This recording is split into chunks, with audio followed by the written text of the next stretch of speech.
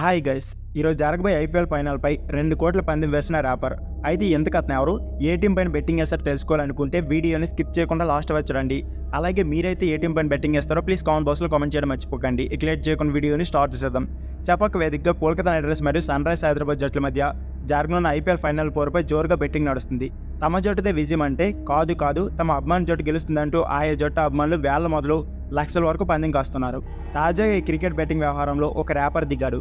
మే 26న అంటే ఆదివారం జరిగే ఐపీఎల్ ఫైనల్లో కోల్కతా నైట్ రైడర్స్ జట్టు విజయం సాధిస్తుందని గ్రామీ అవార్డు విజేత కెనడియన్ ర్యాపర్ సింగర్ డ్రేక్ సుమారు 2.7 కోట్ల పందెం వేశాడు.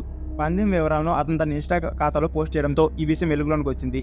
డ్రాక్ ఏదైనా క్రికెట్ మ్యాచ్పై పందెం వేయడం ఇదే తొలిసారి. అతను కోల్కతా గెలుస్తుందని చాలా నమ్మకంగా ఉన్నారని తెలుస్తోంది. ఒకవేళ అతను అంచనా నిజమైతే 4 కోట్లు రిటర్న్ దొక్కుతాయి.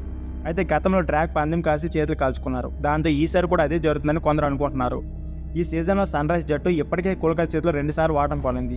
లీగ్ దశలో 4 పరుగులు స్వల్ప తేడాతో నెగ్గిన కేకేఆర్ క్వాలిఫైర్ 1లో 8 వికెట్ల తేడాతో భారీ విజయం సాధించింది. ఇప్పుడు మూడోసారి ట్రోఫీకి అడ్డుగా నిలబడింది. కమిన్స్ సేన తుది పోరులో విజయం సాధించి తన 2 ఓటమి ప్రతీకారం తీర్చుకుంటుందా లేదనేది చూడాలి.